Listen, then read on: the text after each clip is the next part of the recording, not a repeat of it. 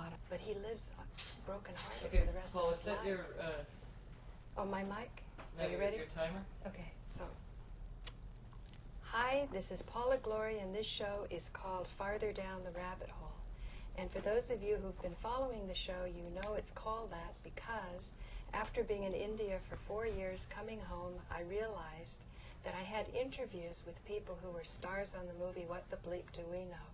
And our interviews, I felt, went into the topics more deeply because we already had the for more of a niche market. So I decided to call my show Farther Down the Rabbit Hole.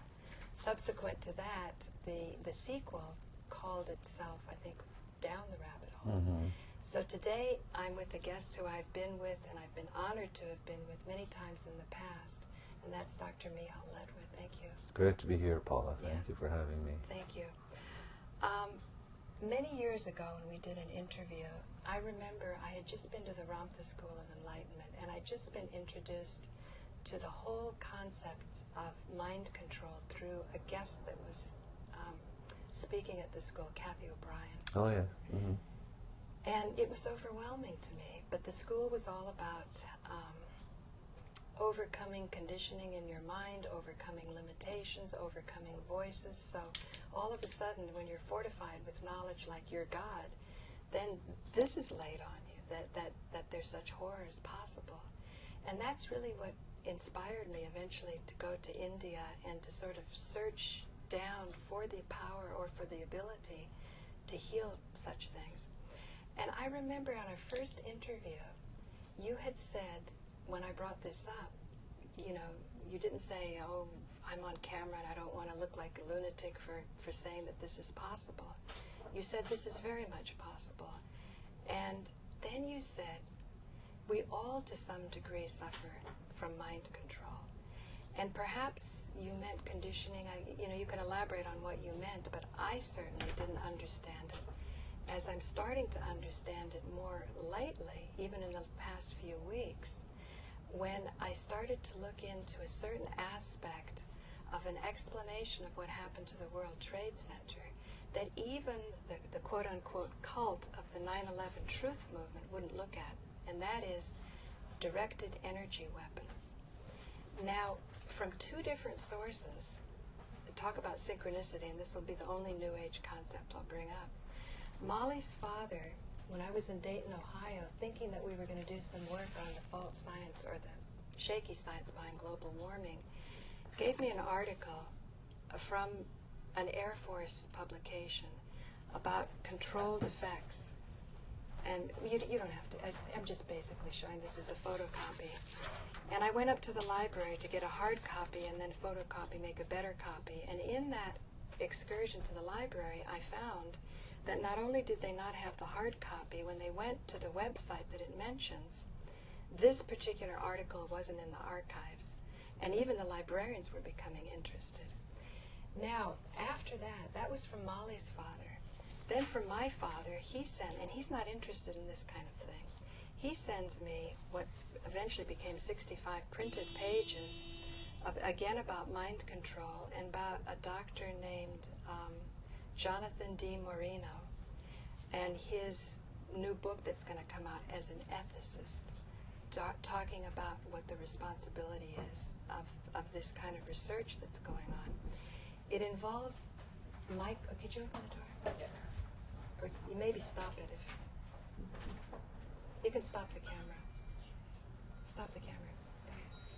Hi, this is Paula Gloria, and this show is called Farther Down the Rabbit Hole. All of the viewers who have followed this show for many seasons are aware that it was initially inspired by the movie What the Bleep Do We Know, and old interviews that I had with some of the stars on that movie. And today I'm delighted to have with me one of the stars of the movie What the Bleep Do We Know, and somebody who I've worked with a lot in the past, Miceal Ledwith. Great to be here, Paula. Yeah, thank you for joining me. Pleasure. And also, many of you viewers are aware of another guest that I've had, who I'm equally as honored to have again on this show, and that is J.J. Hurtak. J.J., thank you for joining me. Great to be with you and Miceal. Yeah, we've done a lot of work in the past with the Shroud of Turin, and this is something that I look forward to doing even more work on and getting even more response from YouTube. what's happened since I've posted a lot of these daily public access TV shows on the internet is I have learned so much from the people who are leaving comments. And in particular, I've gotten involved in the 9/11 Truth Movement. I've been involved in many different layers, and it looks as though the final layers that I'm involved with has everything to do with spiritual practices that I've done in the past. Now, one of the most important past experiences I've had has been at the Ramtha School of Enlightenment. And one of my first interviews I ever did with Dr. Ledwith, we were talking about government mind control vis-a-vis Kathy O'Brien's story when she came to speak at the Ramtha School of Enlightenment.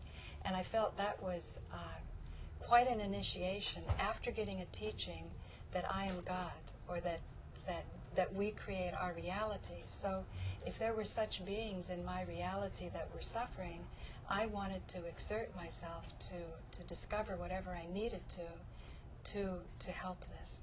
And so that took me to India, and then recently, from two different directions, from Molly's father, I got an article from an Air Force magazine about controlled effects, and then I got from my father 65 pages after I printed it out, and my father's not the kind of person to be interested in this. Embedded in these 65 pages was the very same article. So that's kind of synchronicity. So this deals with microwaves and how thinking can be affected. And on page 19 it talked about how the Catholic Church was not wanting to look at the pedophilia allegations in December 2002, but eventually this came back, implying that some of the effects of these weapons, directed energy weapons, by being in denial, by having spiritual teachers, or because it seems as though you're getting into spiritual topics because you're talking about the focus of the mind, by not addressing it, we're going to be in trouble as on the whole of society. So what I'm trying to do, exerting myself with my public access show and with my YouTube viewers, is to see if I can bring great researchers like yourself, great students, great teachers who have really dedicated and applied themselves to uplift the suffering of humanity, and see if I can be a bridge to bring your experience and apply it in an area where people are crying out in confusion. So before we start, could you say what your two PhDs are in so that My background understand? includes a wide subject area. I have a doctorate degree in social science from the University of California. I also have another doctorate in the history of technology and Oriental studies from the University of Minnesota. I have several honorary degrees dealing with my work in anthropology, archaeology, and I also have a diploma in remote sensing technology. This relates to the use of airborne and spaceborne radar to look at archaeological and environmental targets. Okay, great. I just wanted, Miceal, for you to have an idea of his background. And last night, when Miceal was going more into the orbs phenomenon, he showed extraordinary pictures that I felt was a function of extraordinary focus. And that's a lot of times when you do spiritual practice, you can become conditioned in that practice, but it also gives you the type of discipline so you can stay on a topic. So now that I've kind of plowed the ground, I'll let you two sort of see how you would like to see humanity move so that the great spiritual discoveries that both of you have made can help the suffering today, the confusion, on all levels, even powerful people who are making big investments, you know. If I can jump in, we are moving into what I will call the postmodernism situation of realizing that people need authentic experiences.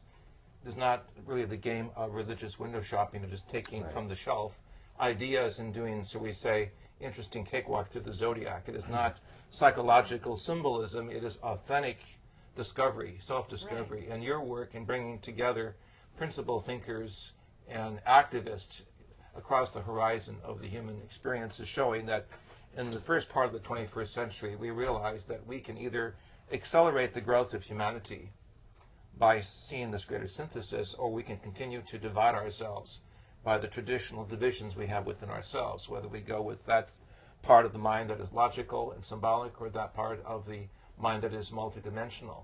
Obviously, both are involved. And one thing I appreciate in Miceal's work, he having a theological background, is the ability to see beyond the theological debates of the historic church, beyond intellectual history, to the real issues at stake. I'm also interested in this, having a background in the patristics, the church fathers, working with Coptic texts in Egypt. I see a Christianity that is much different, more ecumenical, and more scientific and psychologically uplifting than that which has traditionally come down from the Western Church. And so we are at a crossroads of seeing, as it were, the development of a greater dialogue between spirituality and science, art and psychology, all of which must be caressed. Well, I remember, Miceal, you were talking about diseases of the mind in one of our interviews, and you were saying the sacraments had tremendous importance at one time, but now people are just thinking how to get out of the Let's parking get lot. one congregation out of the parking lot before the congregation for the next service Right. arrives. Yeah. And you use water as an example of that. Well, all of those so the 7 sacraments that we associate with the ministry of Jesus are, as I outline in the DVD on Jesus, how Jesus became a Christ, they're all based on practices of the Egyptian mystery schools. And water, of course, was a very profound symbol because it was regarded as the basic element from which everything emerged. And you know, scientifically today, that's not that far off the mark. And when they culminated an intense period of spiritual training with immersion in water, it was to symbolize the going back into the primeval substance from which all things came, and to be born anew as you came out. You were being recycled and coming out. Now, of course, that only had its profound significance after the training and the teachings. Oh, and the went with it. alligators? You mean you jump in? Oh, that's a different. That was the okay. second Anyway. temple of the Nile. There were seven temples up the Nile corresponding to the 7 seals of the body. And unlike how we would do it today, which is to try and deal with all the issues of the 7 seals together, in ancient Egypt they had 7 temples along the Nile that took the issues of each seal separately. Now the second temple was at Komombo, where the crocodile pit was, and it was designed to overcome your fear and your victimization and feeling the whole world's against you and life's not fair and all that, which is where a lot of the world still circulates, that and power. Yes. So we have victims in the Right. second seal who need tyrants in the third seal, and there's a nice symbiosis going on between them. Right. Victims need tyrants and tyrants need victims. But that's where the dynamics of the modern world are. And I think that we're never going to attain... Excuse me, the victims are in the second seal and the tyrants are in the third? Yes. So maybe the tyrants do take a little more responsibility to be a tyrant, are you saying? Oh, you have to take a lot of responsibility to be a tyrant. You have to be very powerful and controlling to do it. But where we're still, trying to accomplish massive change in those levels of mass-to-mass interaction, we're going really nowhere. And we have to access the other realms that go to make up you and I. Can I emphasize how much we're going nowhere? Because a lot of viewers may be channel surfing, and a second seal and a third seal might not mean much. When I analyzed this article, it was written in an Air Force journal pretty much for investors. And because of that, they kind of have to show their hand about what's going on, even though it's sort of horrifying when they talk about targets instead of human beings. But I still think that the powerful people who have the capital have to make investments, because that's sort of the momentum. When you make money, you want to invest it where you're going to be sure you're going to get it back. So you look for the most worthy investments.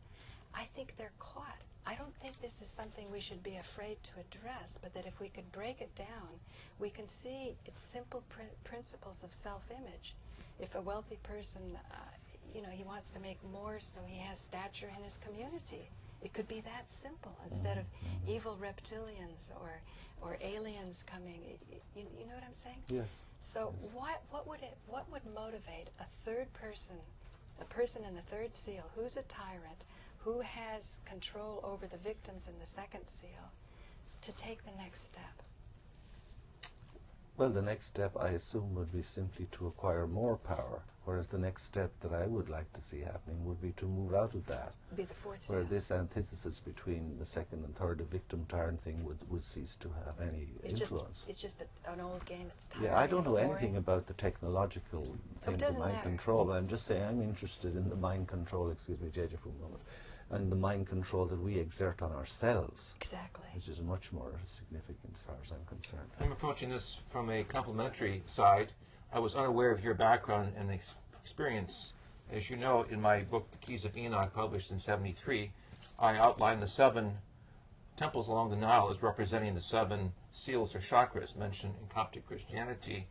And having had the ability to work with the Egyptians, geologists and archaeologists going underneath these temples to find sequestered records and documents, I believe that part of the answer to your question is to realize that those surface symbols, those temples, have also a subsurface area of information, a library, as you will, of sacred knowledge. And if this is brought to the fore, it can break down, as it were, the hostility between East and West, between the different competitive daughter religions, by showing a more authentic common ground. I think that's true if people like you get command of it, but honestly, I have some very good intuitions I'm going to follow up on, that even in these ancient palm leaf texts, there's actually technological application that in the hands of, I wouldn't say in the hands of the wrong people, because you wouldn't call someone wrong for only vibrating at that third level where he's so engrossed with power, but that there needs to be more savvy among the New Agers to sort of push into that fourth level to say, look, if we don't include everyone, we're not going to make it, even the singular ones with the power. Does that ring any bell to you? Or? It does. I mean, there is a real sense in which one of the major obstacles to progress is blaming. You know, one of the sweetest pleasures, as I mentioned when we talked about the diseases of the mind, must surely be pointing the finger. If it only it wasn't for them, my husband, my wife, Right. the government, the system, look how well off I would be. Now, once you have isolated your power or alienated it outside of yourself in that way, you have run up the white flag immediately. And I think there's an enormous skill required in opposing what it is we do not agree with. Because if we approach it in the sense of blame and hostility, we only further empower what it is we oppose. Right. There's a great skill in going into that. And when I look at, as I did in a recent article, some of the great movements of our time, say the women's movement, or for or against capital punishment, or for or against war, you know, most people who unfortunately are involved in those campaigns run the risk of only engendering more of the horrible situations that produce those movements in the first place. Well, that which you keep your attention on grows. So I think, you know, there's, I mean, obviously there are many things that we would love to see differently in this world, but I think... But not in ourselves, or we don't want to change. No, but I think that's where we've got to look first, that the only really effective ability to change has to come from within ourselves. And with the information revolution going on now, with the ability to have vast areas of knowledge quickly summoned at one's fingertips by the uplinks and downlinks of information through world satellites, connectiveness, we have, as it were, a graduation between what I call carbon-based evolution to silicon evolution. We see the development of a global mind, a global teamwork.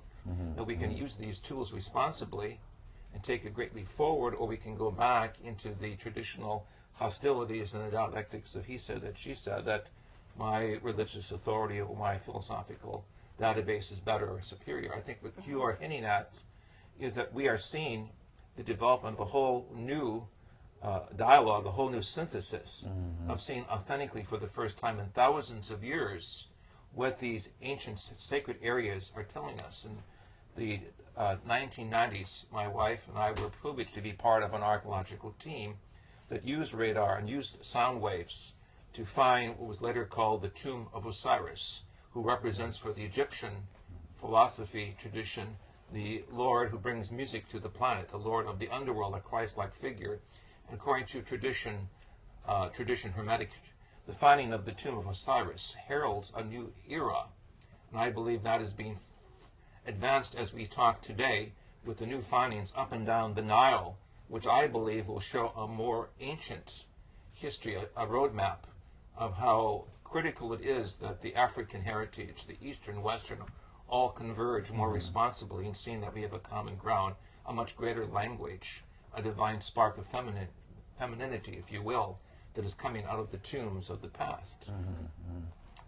And so this is a very great opportunity through your work and through down the rabbit hole. Farther down the rabbit hole just likes to bring out things that are not normally brought out. And what I found when I looked at this, the horror of some of these weapons, is from my practice at the Ramtha school, you sort of hold your focus steady. Also other things, you know, I studied a long time in India and ashrams, and I did long meditation practices, counting many mantras. I know you had never enjoyed to even contemplate that kind of practice. And this was after I had a teacher, Jean Klein, who said the very spiritual practice that you do conditions you, and you need to shed that. But it's almost like if you condition yourself a lot, you can sort of wake up and see the conditioning, you know. You become so, you're so focused, you're so, well, like Abraham sacrificing his son, you know, that he was willing to do that. He wanted a connection with God that much, and I think that's something that this society, it's more, you want it to be fuzzy and warm and nice and easy, you know. And then you don't want to say it's no pain, no gain. But I felt that these weapons, directed energy weapons, has the same technology as directed energy blessings. Because it deals actually with microwaves. Now you were talking with the orbs about the higher spectrum, ultraviolet and so on. Lower than light would be microwaves. Do you have any comments as your scientific background or yours? Well, I just feel that, you know, as I mentioned last night, if you're going to see something, you have to use light whose wavelength is not greater than the object, or preferably less than. So once we're getting down there, you know, in the regions below visible light, into microwave and radio wave, as we call it, or Hertzian, as we would call it, then, you know, the waves can be the size of a football field, or at the lower end, greater than the size of the entire Earth. So obviously, I think that's what these directed energy weapons are working with, though. They can actually induce thoughts. You have frequencies that make depression, frequencies that make euphoria. You can get histamines to be released. That would make flu-like symptoms. In fact, you can cure cancer. I mean, they go both. The brain can be made into silly putty if it is the victim or target of these extreme low frequencies. Microwaves or radio waves? Microwaves. Microwaves. Yes. Now, to be sure, there's a positive side of using the upper end of the spectrum for what I will call a holistic balance, an energy medicine. And is the upper positive and the lower negative? Well, it's the way that this is employed. Technology is ambivalent into the hands of who is using, who's practicing the use of this applied technology or advanced technology, if you will. We live in a time of utilizing the tremendous power of the mind. Right. And if we can think of it, according to Einstein, it already is there in some type of diagrammatic blueprint that we can then transfer into the material world. Yes, but crowds are being put to sleep. They actually use these beams and to induce thoughts. So they're showing there was television fakery on the planes that came into the World Trade Center. So you could see if you used these beams to get a crowd, and then you followed it up with media that was replaying an event that didn't happen, then I'm saying, can spiritual practice then be something to say, I'm going to stand steady and straight in this. Send out the signal that what I can't do myself, I'm going to make a call to get assistance from those I trust, masters who have accomplished more, colleagues, peers. We found that the use of music, prayer, and meditation, and a positive attitude create what I will call an electromagnetic umbrella that prevent these unnecessary invasions of personal space to be effective. Years ago, I had an opportunity to work with Canadian authorities and with information that Pierre Trudeau, the Canadian government, released to our research group in New York, showing that the Russians were using space platforms and using Tesla-like technology to bombard strategic populations, of which they would have terrific rushes. At the same time, we found through our research that prayer and a positive attitude used collectively and globally can offset the misuse of psychic and paraphysical energy. Like the nuns in Hiroshima? Correct, the two that survived because they were in prayer. And this is why I would like, again, to stress our work at the United Nations in seeing that we all have a responsibility of bringing, as it were, the energies of the untapped part of the human dimension to the fore.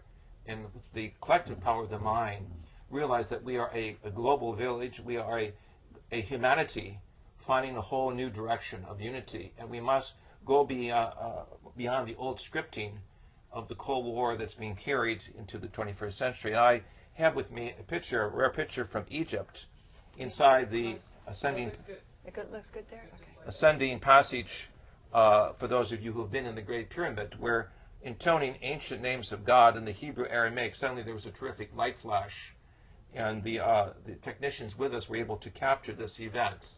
The Egyptian authorities were really awestruck by the momentary flash of light that occurred. We believe that certain sacred areas do respond favorably to sound waves that are generated by singers, by musicians, by thinkers. Paul Horn also was there at another time, and we have had other experiences in other sacred areas with the pyramids of China, where spheres of light appeared when we began to chant sacred mantras of the divine names of the Divine Mother or the Divine Father.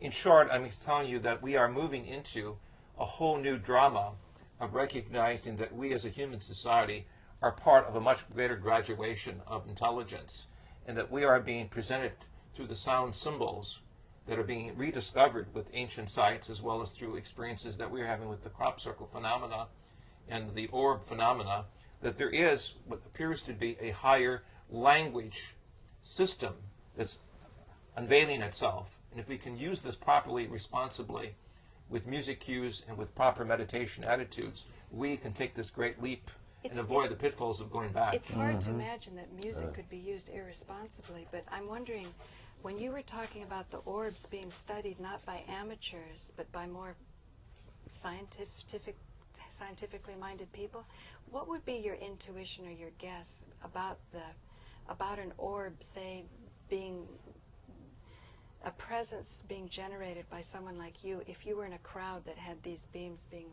shot at you? Do you think there's a practical application?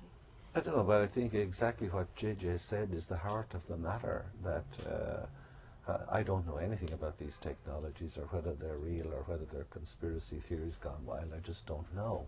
All I'm saying is that ultimately, once we stop blaming that our work in counteracting such things, if they are there, will be immensely empowered. And I think, I couldn't agree more with your umbrella theory as a protection against any frequency. We've seen the enemy, to quote Pogo, and the enemy is us. Yes. So the finger turns around. Right. So And it's this system here that has to be energized, and I think this is the mystery of the ancient sacraments, is to elevate one's consciousness into the authentic Christ consciousness experience, not to see the symbolic alphabet outside the visual self where one is looking for external answers.